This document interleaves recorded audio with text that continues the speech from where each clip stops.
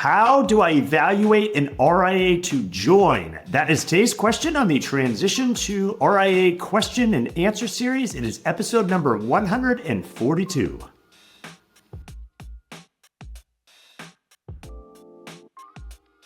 Hi, I'm Brad Wales with Transition to RIA, where we help you understand everything there is to know about why and how to transition your practice to the RIA model. If you're not already there, head on over to transitiontoria.com, where you can find this entire series in video format, podcast format. There's articles, there's white papers, there's a vendor profile series, all kinds of things to help you better understand the model. Again, transitiontoria.com. Okay, in today's episode, we're going to be talking about how to evaluate an RIA to potentially join. Now, the reason I want to make this episode is because it's perhaps easier said than done on how to actually evaluate an RIA out there. Now, that's in part because of the proliferation of so many different RIAs out there that you could potentially join, and so many different, as I often say, flavors of RIAs out there that have different value propositions, different service offerings, different economics, different reasons. Some advisors are attracted to them, whereas others won't be. And so I wanted to make this episode to kind of go over what many of those variables are that you want to be aware of. And obviously that's a big part of what I help folks do is kind of know who are the players out there in the space and how do they differ, and to help you kind of narrow that field down so you're not exploring some RIA that's not going to be of any interest at all for you. And certainly, again, I can have that conversation and happy to have that conversation with you as well. But wanted to do this episode to at least give you some of the, like a primer on what some of these variables are that go into that evaluation. So to kind of start with just a quick reminder, as I talk about often on these episodes, there's three main ways you can transition your practice into the RIA model. And they all have pros and cons. They all have reasons. Some advisors go in one direction, other advisors go in different directions. There's no rule book on this that I can turn to say, oh, what size practice are you? Where are you coming from? Oh, let me look at the little matrix here that tells us which pathway to go on. Every advisor and team situation is different. And so it's just important that you understand how these work to determine which path might be best for you. But again, just as a reminder, at a high level, I go into in more depth on different episodes. But on one end of that spectrum is you join an RIA. And that's where you're starting your own RIA and you're building out the necessary solution providers around it. On the other end of the spectrum is where you join an RIA. That's what we're going to be talking about in today's episode. And in the middle is kind of a go-between of those two, which is where you have your own RIA, but you lean on kind of a single vendor for about 80% of the different needs that you would otherwise have to package together yourself with that fully start your own RIA and do it yourself type approach. Again, pros and cons to all three approaches. Breaking that down is beyond the scope of this episode. I have done other episodes on it. But if through that discovery process, which is a big part of what I help advisors and teams through, is to say, what does your practice look like now? Should you even be going into the RIA model? Does the RIA model and all of its flavors and all of its pros and cons, does it even make sense for you? So you first got to get past that. And then if you do, you want to understand those three options, which I just laid out. And as you do that process, and sometimes, by the way, that starts after you learn about it, you might be leaning in one direction. And then as you learn more and more, you might actually lean in a different direction. Again, that's part of the due diligence process and big part of what I help advisors and teams with. But let's say through that process, we've worked through that. We've looked at your practice. We've looked at what you want to do with it going forward. And we say, okay, hey, which of these three options might be best? And perhaps for you, it's at least initially, as you're going to learn more about the solution providers, hey, maybe it is joining an RIA that might be best for you. So let's say you've kind of made that at least initial determination. So now you're going to be looking at potential RIAs to join. You want to know how to, as the title of the episode, how do I evaluate these different solution providers? And as I noted, there's many, many different flavors of this. So I want to give you just some of the variables that kind of go into this evaluation process. This is not an exhaustive list, but we'll definitely give you an impression of how much needs to go into this and how many things you need to be considering and thinking about. And so we'll go through I got about 10 of them here. So The first one is just be aware that typically all RIAs you can join have some minimum requirements, and that minimum is sometimes expressed in assets that you currently have with clients. Other firms express it in production or revenue that you're generating, and some have relatively modest minimums, if you will, which is, hey, if you have 50 million or whatnot, hey, we would love to, as an RA, we'd love to show you why we might be a good solution for you. Others have solutions that potentially take hundreds of millions, if not larger, for them to consider you as a possible fit for their practice. So just know kind of one right out of the gate, some RA solutions, depending on the size of your current practice, may or may not even be available to you. So minimums, again, whether expressed as assets or revenue/production, goes into it.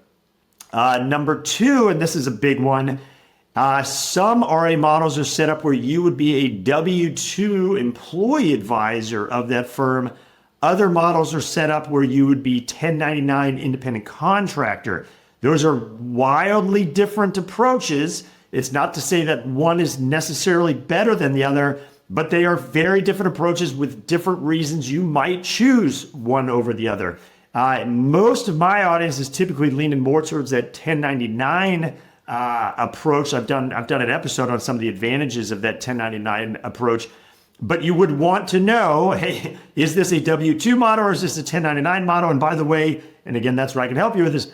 Well, why is that 1099 model perhaps advantageous in some circumstances versus the W-2? So you first want to kind of understand the W-2 versus 1099 at a generic level, and you want to kind of say, okay, what might be best for me? And then you understand that RIA that you might be looking at to evaluate what is their model, and there's no reason to necessarily go down a path with them if it's not going to be the model you're looking for. So just know that some are W-2, some are 1099, and some solutions, not to complicate things, even have essentially two channels where they do have a W-2 channel and separately a 1099 channel.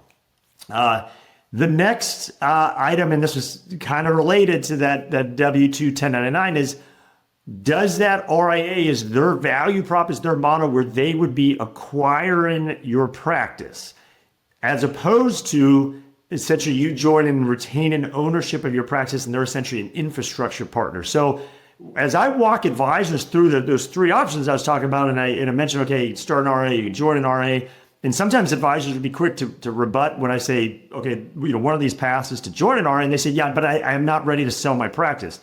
Well, the reality is that does exist. If you are at a point in your career where you are looking to take some or all chips off the table, there are clearly RAs out there that is their business model. They are acquiring practices, and for you to essentially join their RIA, that is part of it. You would be selling to them. And in almost every instance, you become a W-2 advisor for whatever duration of the remainder of your career that you're going to be with them, but you are selling it to them.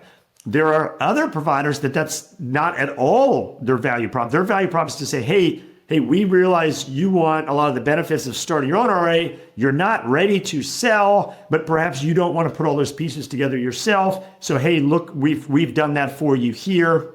And we'd love to tell you about our value prop and our story, but you would not be selling your practice to us. We are, again, essentially an infrastructure partner, if you will. I'll come back here later on the episode, just kind of give you a little more detail of what that flavor looks like, if that sounds intriguing to you. But no, again, clearly that's a big difference. Hey, RIA evaluating, am I going to have to sell to you, or can I retain ownership 100%? Or maybe I want to take some chips off the table. Maybe that's something you're interested in. But what would that look like, and is that going to align with what you're considering or wanting for going forward with your practice? The next item is, is that RA 100% fee only? Now, I've talked about this in episodes prior. You do not have to be, I'll say this at a high level. You do not have to be 100% fee only to go into the RIA model.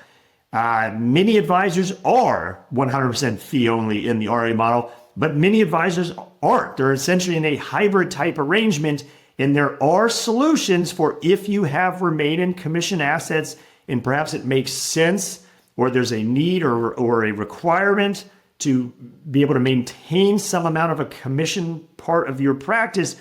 There are solutions for that going forward. I've done episodes on that. Oftentimes you can kind of manage those out into fee-based, or to the degree, again, you need or want to keep them in commission-based. There's several different ways that can essentially be solved for. So at a high level, just know you do not have to be 100% fee only in theory to go down the RIA path.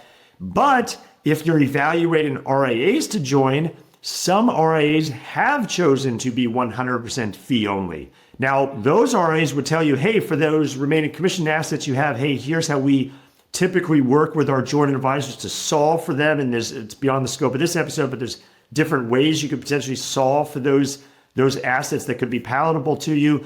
And so they would position, hey, if you use these solutions that we've set up, that does give you a bridge, a pathway to be 100% fee only.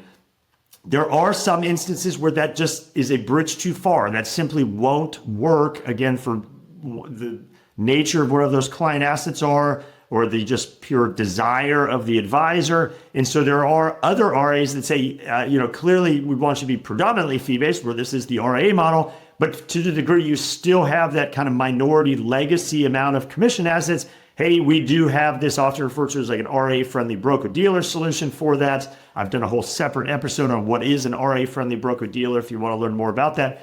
But again, that is something you'd want to be aware of, is clearly if going 100% fee only is a bridge too far for you, at least near term, well, looking at an RA that is 100% fee only and they draw a line on that, and that is take it or leave it essentially, that's not going to work for you. So you want to be aware of, hey, is the RA 100% fee only, or do they have some sort of hybrid arrangement option as well?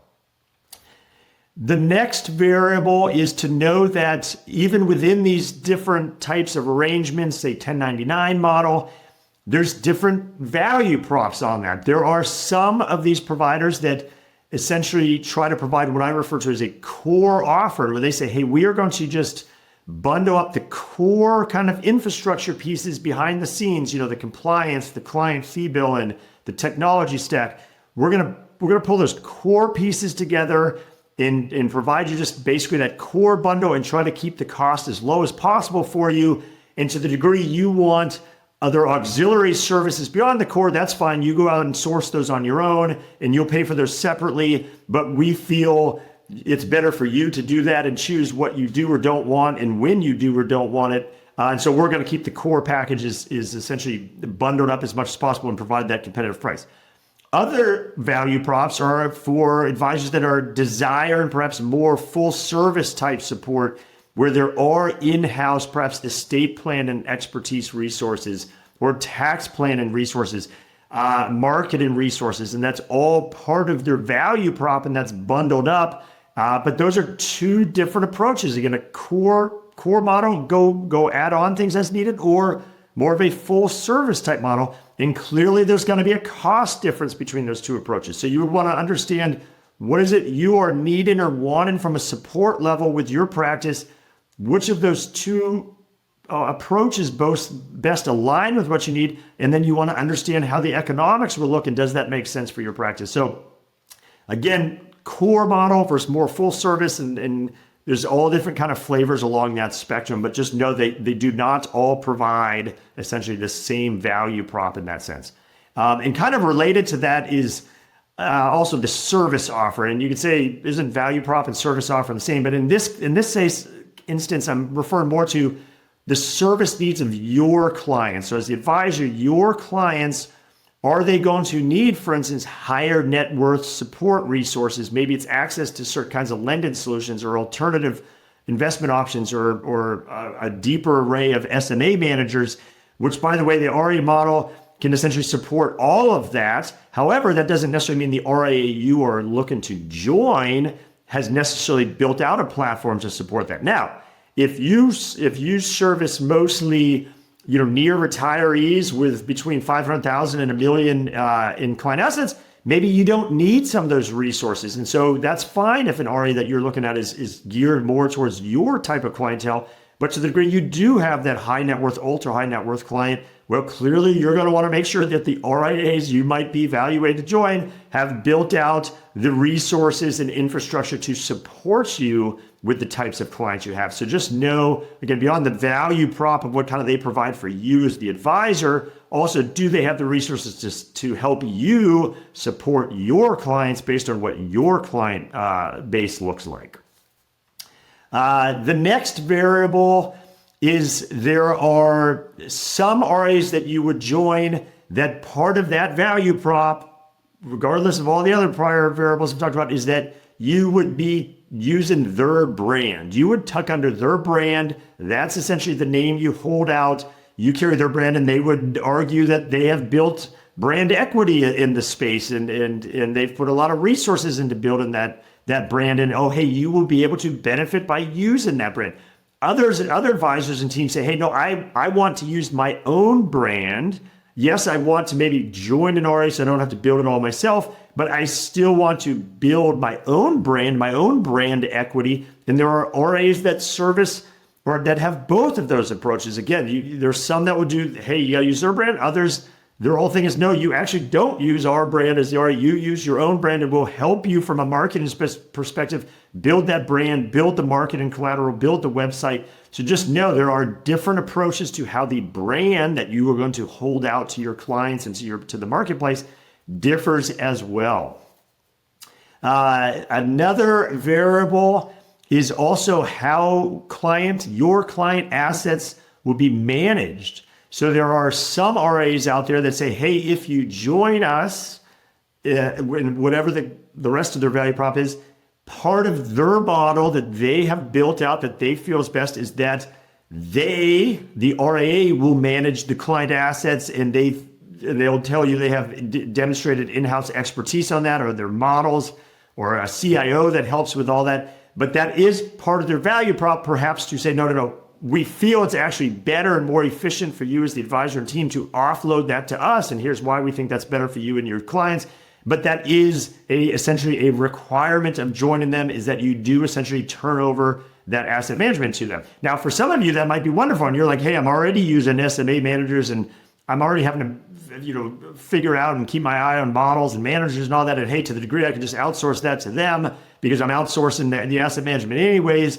Hey, that's better for me, and so let me hear out their pitch and how they put the economics together for that. So that can be attractive for some advisors and teams. Other advisors and teams say, no. I want to control that, whether that's going to be because me as the advisor are going to actually manage the assets directly myself, or maybe I want to continue picking SMA managers, or I want to pick the models, and I want to be able to make changes over time, and I want to retain 100% control over how my client's assets are managed. Again, two different approaches, not to say one's better than the other, it's just different approaches, but you would clearly want to make sure whatever your desire, your vision for your practice going forward is, aligns with the RIA that you might be evaluating. So just know there are different approaches, again, to how the client assets will be managed if you were to join that RIA. And then three final ones, a little quicker ones. One is just from a geography standpoint. Some RIAs that you could potentially join are open to essentially advisors all over the country joining them. Others are more regional specific, where that's part of their value prop, and they say, hey, we've built out, and we think we can provide the most value and resources to our advisors that use our platform if we're all maybe clumped around these 5 states. So there are some that kind of narrow that down, and then others that open it up. But again, clearly no reason to be talking to some RIA that does narrow it down to 5 states, and you're not one of those 5 states. Clearly it's just not going to be a fit. So just keep in mind, geography at times can come up.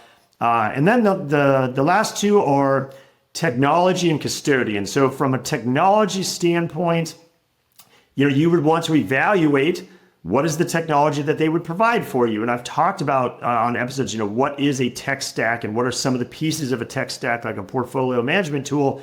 And the idea being that any RIA you're joining, in almost every instance, part of the value prop is that they have built out a tech stack for you to utilize. And that's often sometimes a part of the appeal of joining an RIA versus starting your own, is that you don't have to build it yourself. They've built it out. However, there might be things you want in a particular tech stack. Maybe you are using a certain piece of technology now that's a core piece of the tech stack that you want to be able to continue to use. Well, you'd want to make sure that RIA you're evaluating has that tool as part of your tech stack. Or if you want to bolt on other pieces that aren't part of their core tech stack, how would that look? How would they help you with that or not? So just know technology is a consideration as well.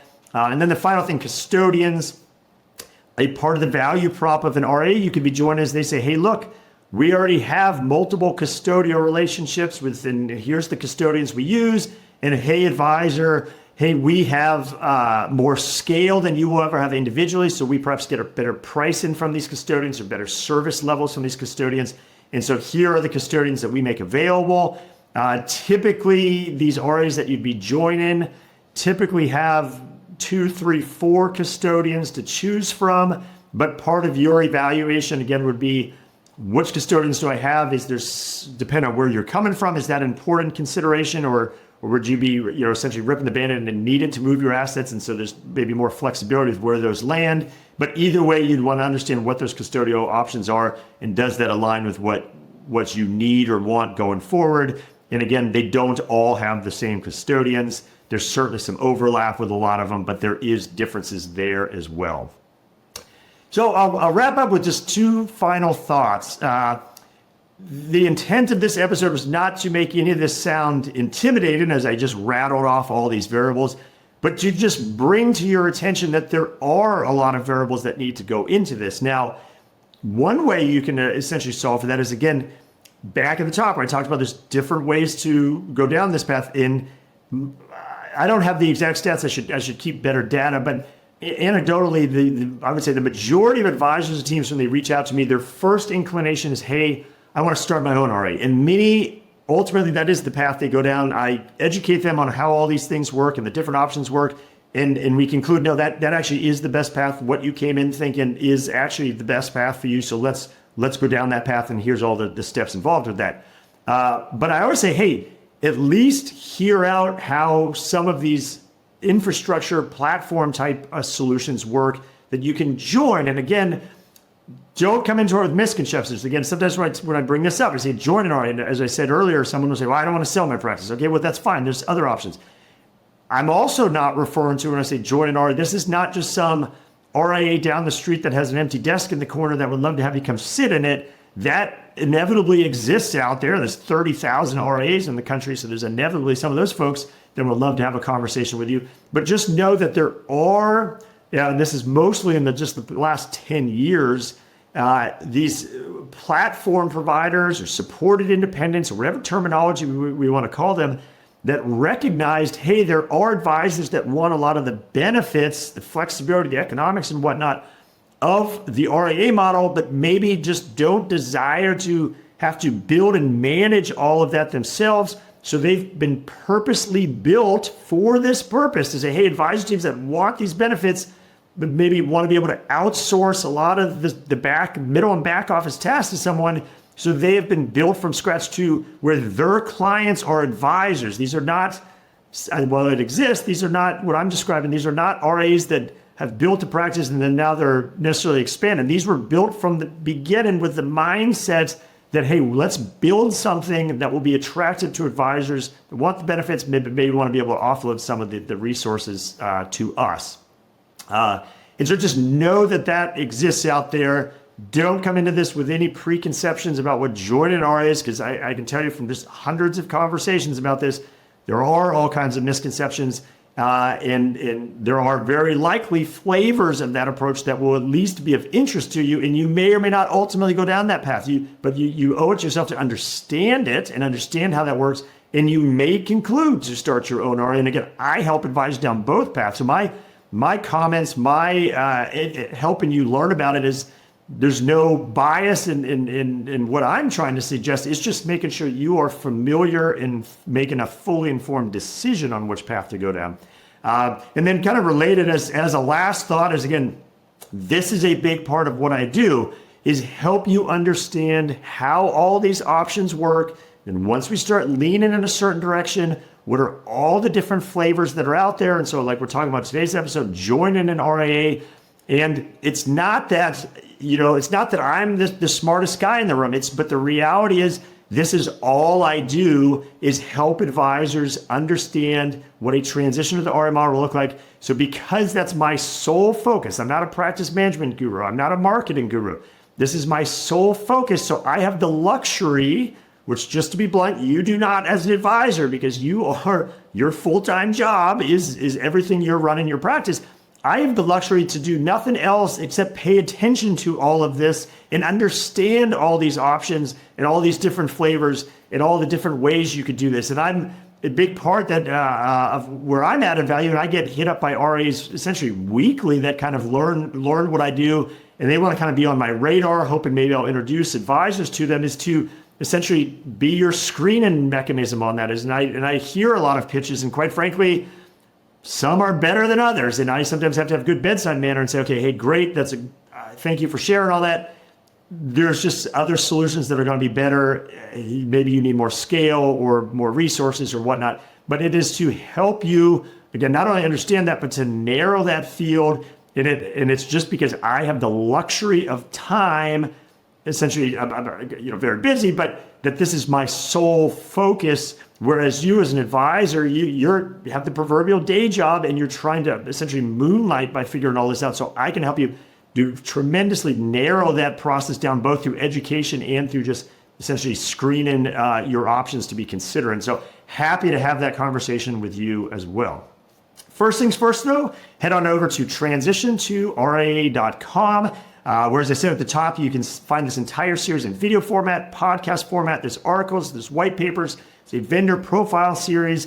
And at the top of every page is a contact link. If you click on that, you can instantly and easily schedule time to have a one-on-one conversation with me, whether you want to talk about today's topic or anything else RIA related. I'm happy to have that conversation with you. Again, transitiontoria.com. And with that, I hope you found value on today's episode, and I'll see you on the next one.